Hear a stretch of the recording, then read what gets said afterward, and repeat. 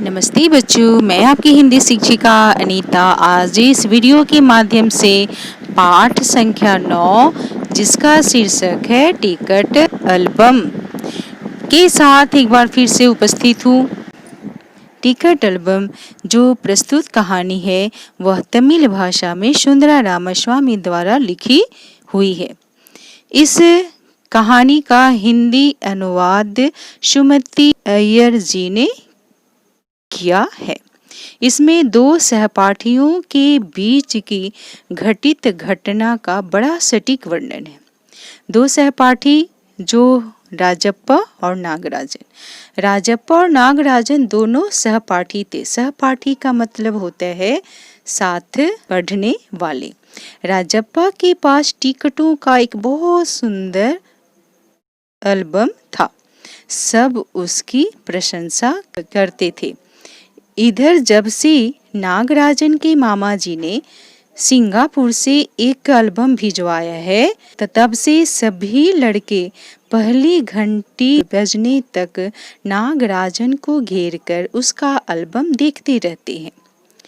लड़के जो हैं वह बहुत सारी समूहों में यानी 4-6 की संख्या में एल्बम देखने नागराजन के घर भी हो आए।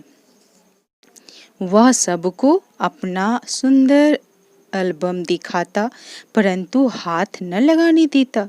उसकी कक्षा की सभी लड़कियां भी उसका एल्बम देख चुकी थी। राजप्पा का जो एल्बम था वह नागराजन से सुंदर नहीं था। पहले सभी लड़के राजप्पा के एल्बम को देखने के लिए उसके आसपास मंडराते रहते थे, परंतु जब से नागराजन के मामा जी ने उसके लिए वह सुंदर एल्बम भिजवाया तब से अब राजप्पा के पास भीड़ नहीं रहती थी। जितने भी लोग थे वो सब नागराजन के सुंदर एल्बम को देखने के लिए उसके चारों ओर उसे घेरे रहते। नागराजन के पास भी एल्बम आ जाने से अब राजप्पा के एल्बम को कोई नहीं देखता था। उसकी शान अब घट चुकी थी। उसने मधुमक्खियों की भांति एक-एक टिकट इकट्ठा किया था। वह सवेरे से ही टिकट इकट्ठा करने वाले लड़कों के पास निकल जाता और अपने फालतू टिकट देकर उनसे वह टिकट ले लेता जो उसके पास नहीं होते थे। जैसे कनाडा का टिकट लेने के लिए वह 4 मील पैदल भागा।